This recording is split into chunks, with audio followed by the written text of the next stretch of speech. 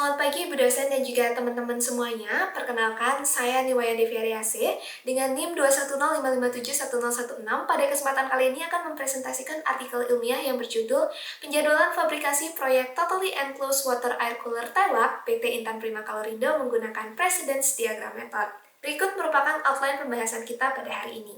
Teman-teman, 4 dari 8 proyek yang dikerjakan oleh PT Intan Prima Kalorindo mengalami keterlambatan.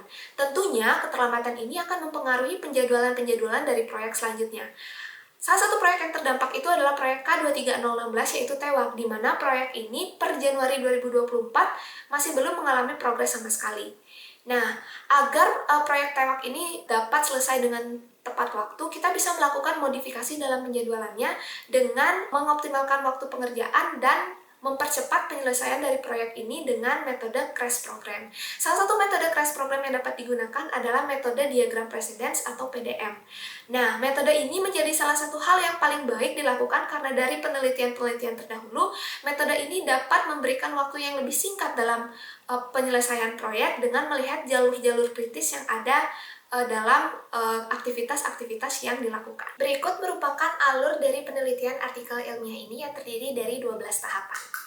TEWAK merupakan suatu sistem pendingin di mana ia akan memutar untuk menyerap panas dari sebuah motor. Dalam pembuatan TEWAK, hal pertama yang harus diketahui adalah komponen ataupun material penyusun yang ada dalam pembuatan TEWAK ini sendiri. Hal ini akan dikemas dalam bentuk bill of material. Dalam slide disajikan bill of material berbentuk pohon dan terdiri dari 4 level. Dan makin ke bawah, level dari bill of material ini sendiri akan menjelaskan makin rinci mengenai bahan-bahan apa saja ataupun material-material apa saja yang diperlukan dalam pembuatan TEWAK. Setelah mengetahui komponen ataupun material penyusun dari TEWAK, perlu diketahui pula langkah-langkah ataupun proses yang akan dilalui oleh material tadi. Untuk langkah ataupun proses yang akan dilalui ini akan disajikan ke dalam Operation Process Chart. Operation Process Chart ini sendiri akan menentukan urutan-urutan langkah dari material-material yang telah dibuat dalam Bill of Material. Dan Operation Process Chart ini sendiri akan menjadi acuan dalam penentuan kegiatan pendahulu pada precedence diagram metode nanti.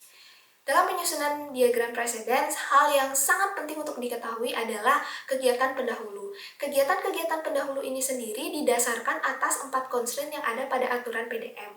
Dalam pembuatan TEWAK, ada 2 constraint yang digunakan yaitu FS dan juga SS. FS atau finish to start adalah suatu kondisi di mana suatu kegiatan tidak dapat dilakukan sebelum satu kegiatan selesai. Sedangkan untuk start to start, kegiatan satu bisa dilakukan bersamaan dengan kegiatan lainnya. Dalam pembuatan diagram precedence menggunakan 3 rumus, yaitu rumus perhitungan maju, perhitungan mundur, dan juga perhitungan slack time.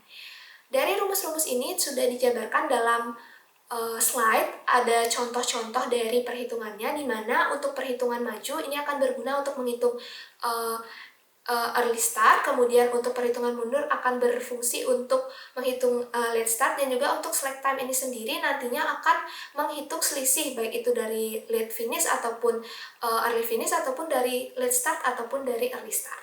Setelah melakukan perhitungan menggunakan 3 rumus tadi dan juga menentukan kegiatan pendahulu, barulah bisa disajikan diagram precedence. Diagram precedence ini sendiri akan memiliki garis keterkaitan antara satu node dan node lainnya. Ini adalah menunjukkan ketergantungan dari masing-masing aktivitas, mana yang harus dilakukan setelah kegiatan ini ataupun mana yang bisa dilakukan bersamaan dengan suatu kegiatan. Untuk penulisan dari note hasil-hasil dari perhitungan tadi bisa dilihat pada slide, sudah ada keterangan dari penulisan note itu sendiri. Hal paling krusial yang dicari dalam PDM adalah jalur kritis, di mana jalur kritis ini sendiri adalah suatu kegiatan yang apabila mengalami keterlambatan akan berdampak pada kegiatan lainnya. Jadi, jalur kritis ini sendiri harus diantisipasi sedini mungkin agar tidak mengganggu penjadwalan kegiatan secara terus-menerus ke depannya. Untuk jalur kritis dari pembuatan TEWAK ini sendiri, ada 19 jalur kritis, di mana ini ditentukan berdasarkan 3 syarat yang sudah ditampilkan pada slide. Berikut merupakan penjadwalan yang telah dibuat dalam bentuk Gantt menggunakan aplikasi Microsoft Project. Diperoleh bahwa durasi pelaksanaan proyek bisa di-press hingga 27 hari. Berikut merupakan kesimpulan dari artikel yang telah saya buat. Demikian presentasi yang bisa saya sampaikan. Terima kasih.